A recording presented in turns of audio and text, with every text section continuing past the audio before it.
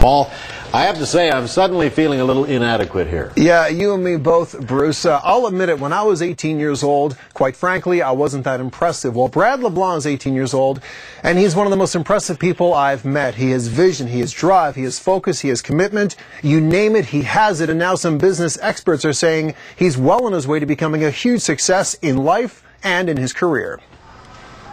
By day, Brad LeBlanc is a commerce student at St. Mary's University.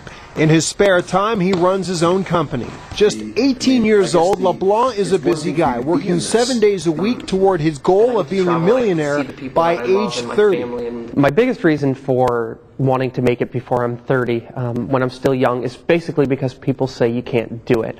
So I think that showing the business community and the world as a whole, society, that things can be done regardless of age. Age is just a number, and it doesn't measure capacity and potential, is my main motivator. His life story and resume are so impressive, Atlantic Business Magazine has dubbed him a leader of tomorrow. I was so surprised to find out that I was selected as one of these top 20 leaders, and it was a great day when I received the news. I feel honored.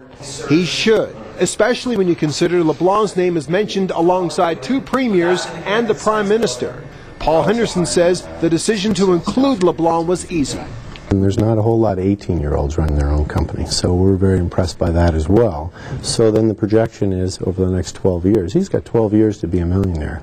I think he'll be there.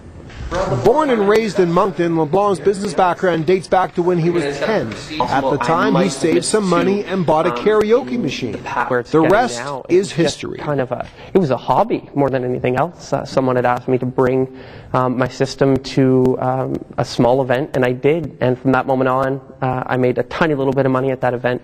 And from that moment on, I knew that this is what I wanted to do, and I wanted to grow it as much as I could.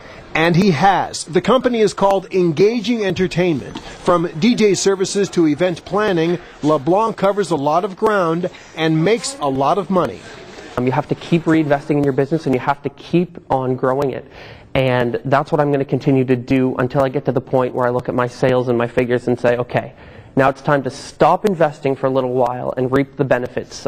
Translated, he enjoys success but doesn't plan on becoming a workaholic. A grounded attitude for a young maritimer whose star is on the rise. And star, just to make us all feel even more inadequate, last year Brad graduated from Riverview High School in New Brunswick. He was the class valedictorian and grad class president at his graduation. He's also a scholarship student at St. Mary's University and a national finalist for the National Student Entrepreneur of the Year. And oh, by the way, he hopes to, when he leaves St. Mary's University, to attend Harvard Business School. Other than all of that, star, he's just your average, everyday 18-year-old whiz kid. Wow, isn't that fantastic to see that amount of drive in a person so young? A very nice young man, full of energy, and he's got life by the tail, I can tell you from spending the afternoon with him. Mm-hmm. Did I mention that I used to sell ice cream when I was a teenager? And that's very impressive too, as well. Yes. There you go. Thanks very much, Paul. Thank you, Star. Now let's head over to Bruce. Well, young people who want to get into business, especially business for themselves, face obstacles that a lot of other people don't. CTV's Mike Cameron has been looking into the challenges, the rewards, and, of course, the learning curve facing today's entrepreneurs. He joins us now with more on that. Mike. Well, Bruce, youthful energy and enthusiasm are big assets when trying to get your foot in the door in the business world, or for that matter, trying to open your own business. But youth can also work against a budding entrepreneur, especially when it comes to trying to finance a business venture. Nick Vincent has been his own boss at the Syndicate skateboard shop for about 6 months. His story would be familiar to many other entrepreneurs. I worked with Irving Wolf before, and it was a great company to work for, but I was working my butt off for somebody else, and I decided why not take that energy and put it into my own business and really do something for myself. He has faced hurdles that plague many entrepreneurs, like bank financing. In his case, it's an obstacle connected to his youth and his product line. The majority of people you're going to be dealing with in the bank are, I guess, part of the baby boom generation, so they're what we're into